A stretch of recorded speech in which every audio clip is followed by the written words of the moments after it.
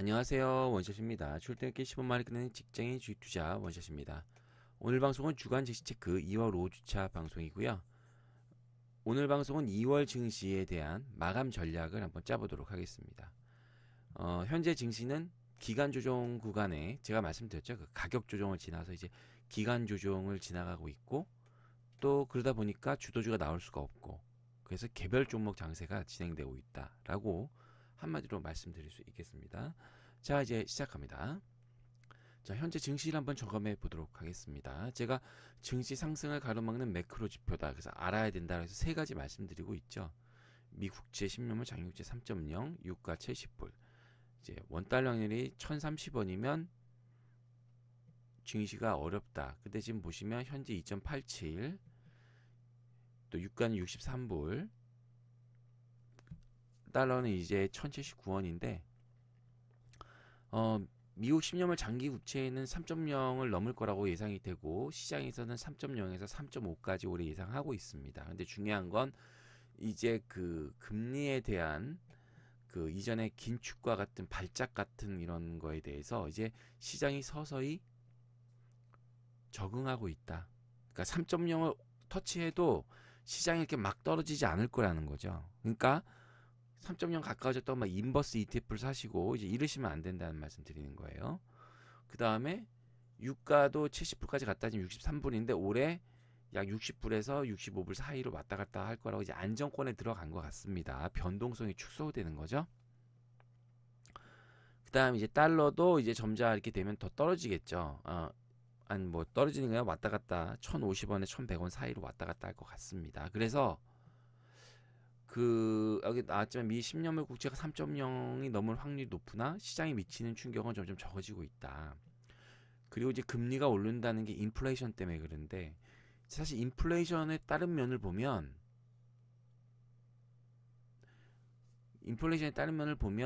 경제가 좋아졌다는 측면도 있고 경제가 좋아지니까 수요가 많아지고 인플레이션이 일어나고 이제 시장에선 이런 면도 있거든요. 근데 이제 얼마 전에 그렇게 급락했던 건 소득이 늘어나 임금 상승이 되면 미국에서 임금 상승이 되면 인플레이션이 날 거고 그러면 금리가 올라갈 거다 이렇게 된 건데 어느덧 이제 인플레이션에 대해서 계속 말씀드리죠. 일단 매크로 지표에 대해서 시장에서 이제 적응하고 있다. 특별히 뭐가 없으면 이제 시장 그리고 이제 3월에 금리 인상하는 미국이 할 때 하는 것도 이미 적응이 시장에 반영이 되고 있는 상황이죠. 지금은 그렇기 때문에 이제 당분간은 이런 거 신경 안 써도 된다. X다. 라는 말씀을 드릴게요. 다만 이제 미국과 한국 증시의 연동은 당분간 지속될 수밖에 없습니다. 이게 뭔 얘기냐? 제가 얼마 전에 말씀드렸지만 다우가 자구난이 떨어지니 우리 증시도 떨어진다. 다우가 자구난이 그러니까 눈 뜨자마자 미국 증시 한번 보는 거죠. 핸드폰으로. 올라갔나 내려갔나. 그래서 올라가면 우리나라 올라갈 확률 높고 한 떨어지면 우리도 떨어질 확률이 높고 그런 게 한 2013년 14년인가요? 뭐 하여튼 그때 그랬어요. 그게 유독 심했어요. 근데 어쨌든 지금은 어쨌든 미국 증시와 연동이 될 수밖에 없다라는 말씀을 드리는 겁니다. 그러면서 제가 하나 말씀드릴게요. 제가 이게 뭐냐면 코스피 코스닥 수급 차트입니다. 그 순매수 금액을 보고 있는 건데 2018년 1월 25일부터 2월 23일까지의 양 시장의 수급표인데 하나씩 보시죠. 자, 여기 지금 코스피 1월 25일부터 2월 8일까지 거래대금 제가 계속 말씀드리죠. 거래대금이 중요하다. 거래대금이 시장의 에너지다. 특히 제약바이오는 거래대금이 몇 조 가야 된다? 7조는 가야 된다라고 말씀드렸죠. 근데 지금 1월 25일부터 2월 8일까지 거래대금을 보시면 코스피 약 8조가 넘습니다. 그죠? 8조가 넘습니다. 근데 지금 2월 9일부터 2월 23일, 2월 달이네요. 그러니까 쉽게 얘기해서. 거래대금이 6조가 안 됩니다. 그죠? 평균적으로. 아래는 평균적으로 8조가 넘었는데. 그러니까 돈이 빠져나간 거죠. 특히 그걸 이제 수급 주체로 보면 개인 외국인 기관 보면 1월 25일부터 2월 8일까지는 개인이 엄청 샀어요. 그죠? 근데 지금 일단 개인 2월 9일부터 2월 23일까지 보면 개인도 많이 안 사고, 그죠? 특히 외국인도 별로 안 사고, 기관도 별로 안 사고, 다 이제 줄은 거죠. 급락은 2월 2일부터 2월 7일 나왔고, 그럼 시장이 다시 상승하려면 어떻게 돼야 되나요? 어떤 재료나 뭐에 의해서 거래대금이 늘어야겠죠. 이렇게 안 늘면, 거래대금이 안 늘면 추가로 하락하게 되는데, 어쨌든 지금은 기간 조정 기간이니까 한번 보시고, 코스닥 한번 보시죠. 코스닥 오른쪽에 있는 거. 자, 1월 25일부터 2월 8일까지 거래 대금이 코스피보다도 많았던 시절입니다. 거의 8.5조 정도 되죠. 거래 대금 평균이. 근데 2월 9일부터 2월 23일까지는 5조 정도 됩니다. 5조. 그죠? 코스피보다 돈이 더 많이 빠져나갔죠. 그죠? 코스피보다 같은 기간에 1월 25일부터 2월 8일까지는 거래대금이 더 많았는데 2월 9일부터 2월 23일까지는 코스피보다 거래대금이 더 줄어들었으니까 엄청 더 많이 줄어든 거죠. 그죠? 그 세부 내역을 보면 이제 개인 외국인, 특히 외국인 기관에 다 적었습니다. 결국 이게 뭔 얘기냐? 거래대금이 축소된다는 건요. 지수 상승이 힘들다는 거예요. 그리고 지수 상승이 왜 힘드냐? 주도주가 없다는 거죠. 시장을 끌고 가는. 작년 12월, 11월처럼 뭐 셀트리온 삼형제가 시장을 끌고 가 그게 아니라는 거죠. 주도주가 없다 보니까 개별 종목 순환매 장세가 빨리빨리 일어나는 겁니다. 재료에 따라서 여기 올랐다, 저기 올랐다, 여기 올랐다. 그러니까 이럴 때 제가 말씀드린 순환매 장세에서는 잘 찍어서 종목을 시장에 맞는 걸 잘 찍어서 기다려야 된다. 그냥 이거 팔갔다가 저거 쫓아왔다 그러면 엇박자 나면 손해만 난다는 말씀 드리는 겁니다. 요거 잘 기억하세요. 자, 전형적인 강세장은요. 여러분 작년에 강세장이었죠. 강세장은 주도주가 반드시 존재합니다. 그리고 얘네들이 증시를 이끌고 가고 얘네들이 막 달리다가 쉴 때 2등 업종이 순환매를 해서 시장을 받쳐준다고요. 2등 업종은 시장을 끌어올릴 수 없어요. 그렇지만 얘네들이 지탱을 해줄 수 있다는 거죠. 그래서 주도주가 꺾이면 강세가 꺾인다는 거 작년부터 계속 말씀드렸죠. 그래서 6월, 7월 이렇게 주도주와 이렇게 나왔고 8월, 9월 IT 금융, 게임 제약 바이오가 주도주와 순환주로 나왔습니다. 10월, 그 다음에 11월 말부터 11월까지 IT 금융, 중국 소비주, 막 파라다이스 막 이런 거 막 올랐잖아요. 그 다음에 11월에 12월에 제약 바이오 뭐가 올랐나요? 셀트리온 뭐 엄청 올랐죠. 그죠? 뭐 신라젠 뭐 웬만한 거 다 갔잖아요. 그죠? 그게 주도주였는데 이제 1월에 2등 업종 순환매 이제 철강, 화학, 뭐 소재 업종이 시장을 받쳐줬습니다. 근데 2월에 주도주가 없다는 거죠. 지금 그래서 이제 예상으로 나오는 게 IT랑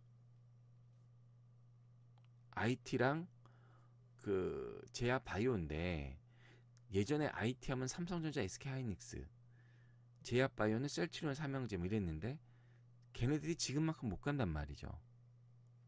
그러니까 상승의 폭과 속 그런 게 좀 줄어들지 않나 이런 고민을 하는 거고 주도주가 반드시 나와야 강세장이 되는 거고 강세장이 안 나오면 지금 이제 뭐 순환매로 도는 게 그런 거죠. 뭐 해운, 조선 이런 게 낙폭과대. 근데 걔네들이 시장을 끌어올릴 수는 없다고요. 그래서 2월 현재 증시를 보면 미국 금리 인상 우려에 따른 지수가 하락했죠. 그래서 현재 기간 조정 중이어서 현재 주도주 없는 빠른 순환매 장세가 막 돌고 있다.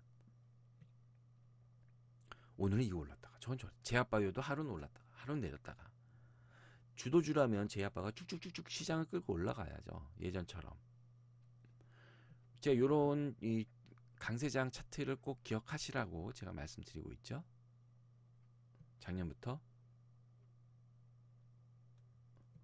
자, 그래서 제가 이제 결론적으로 말씀을 드릴게요. 시장의 색깔이 변화됐습니다. 성장주 주도의 일방적인 성장주 주도의 종류 그 시대는 갔어요. 시총상위 제약바이오 몽창몽창 매일 가는 그런 무조건적인 상승은 이제 없다는 거죠. 당장 지난주 금요일에 신라젠에서 좋은 소식이 나왔어요. 근데 결국엔 긴 음봉으로 마감했다는 거죠. 아마 작년 11월, 12월이었으면 상한가를 갔을 겁니다. 결국 그게 무슨 얘기냐. 성장주에서도 지금은 실적이 찍히는 걸 그러니까 실적이 찍히는 게 중요하다. 일단 주도주가 없다 보니까 지금 상황은 개별 종목입니다. 재료에 따라서 급등락이 와가고요.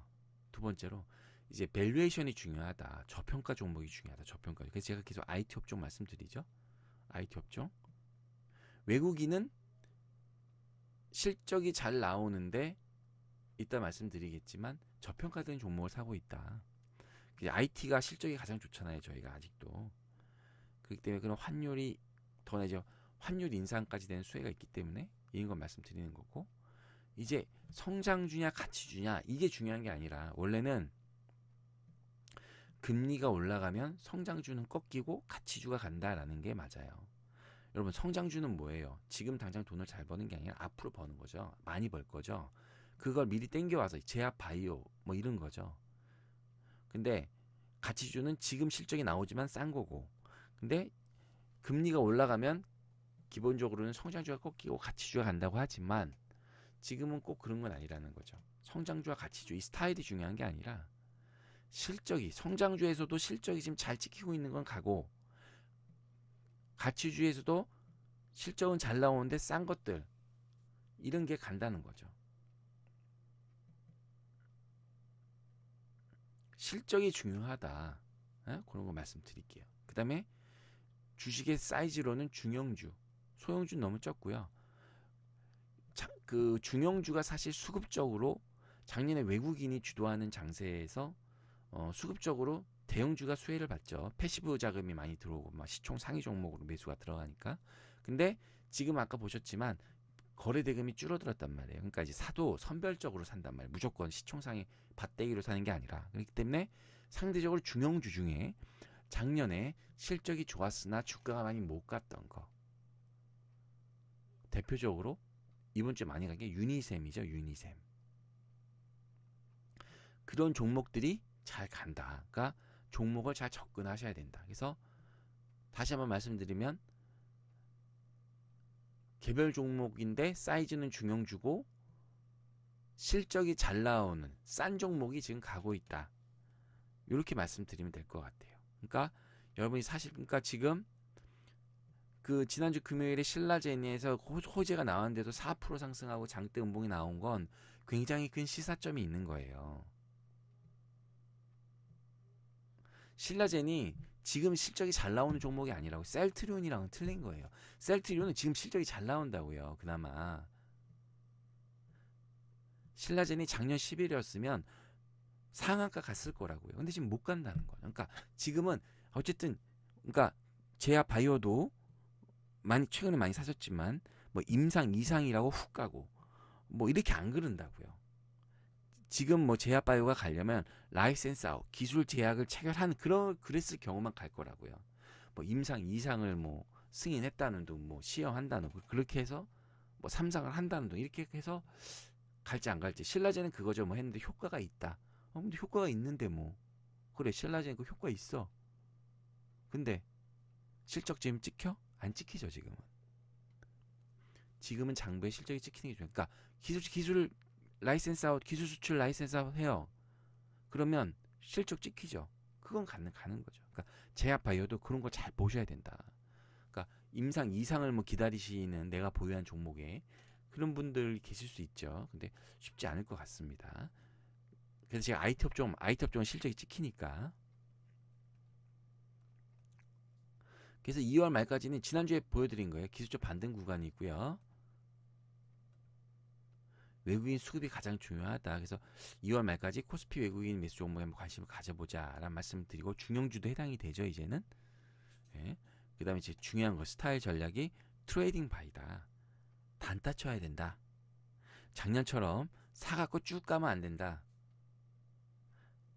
작년에는 워낙 강세장이었기 때문에 지난달이 좋았던 게 이번 달이 좋을 수도 많아요. 어떤 강세장의 변동성이 적었기 때문에 지난달이 좋았던 게 이번 달도 좋단 말이에요. 근데 지금은 변동성이 크잖아요.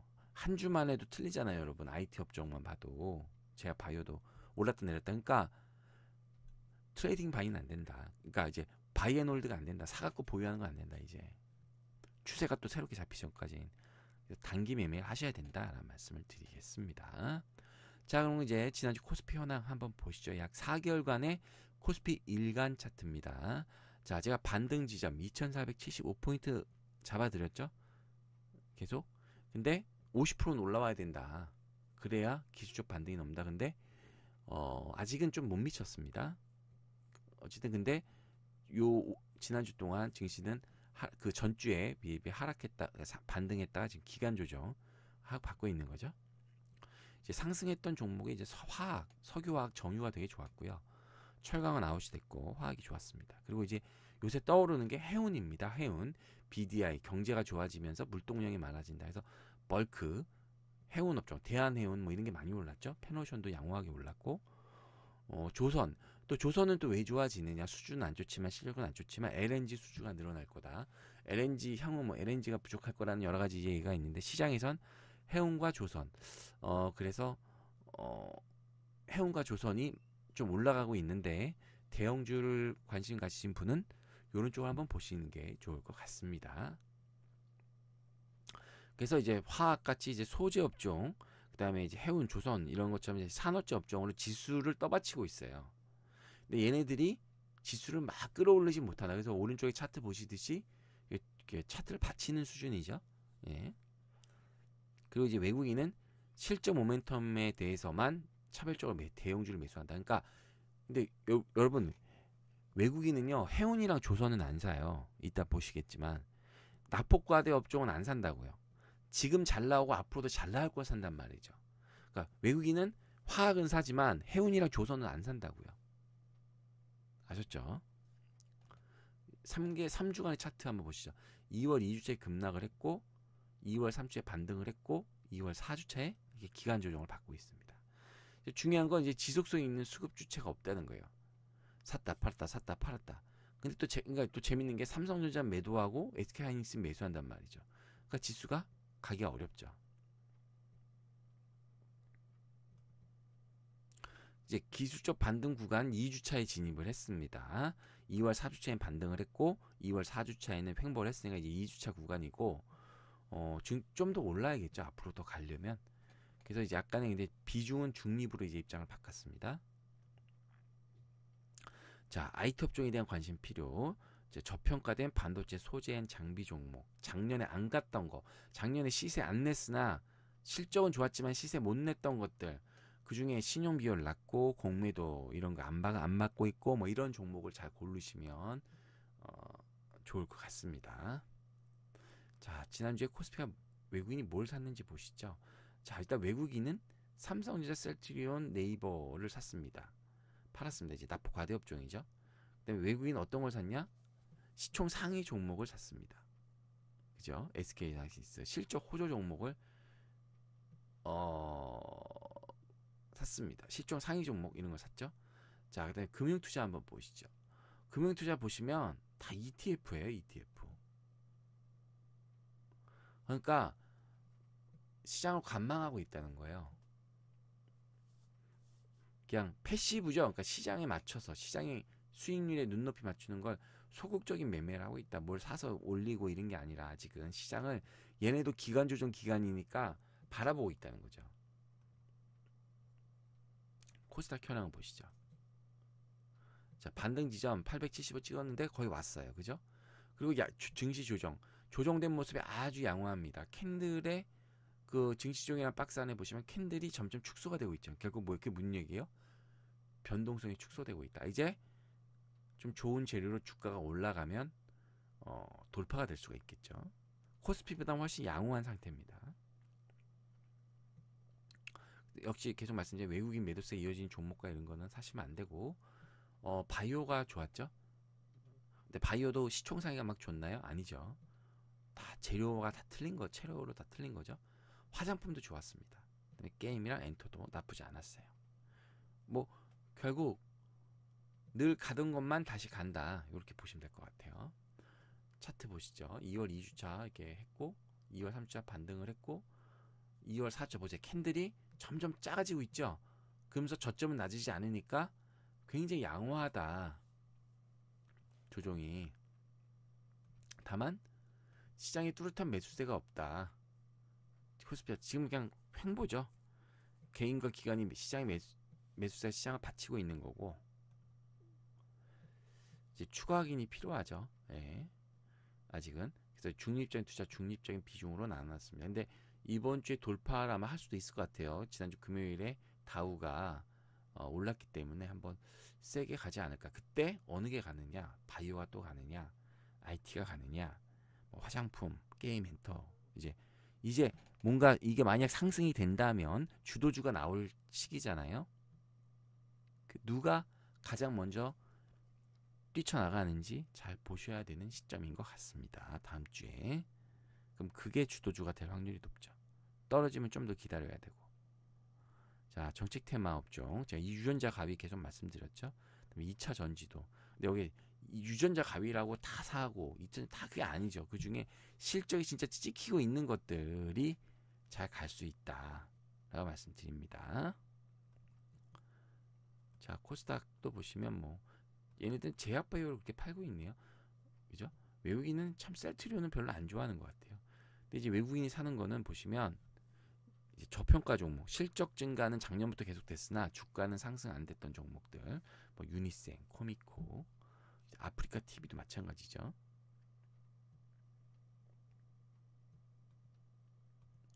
자, 특별한 뉴스는 없어서 이번 주는 빼고요. 금주 증시 전망과 대응 전략에 대해서 알아보도록 하겠습니다. 자, 변동성이 점점 축소되고 있어요.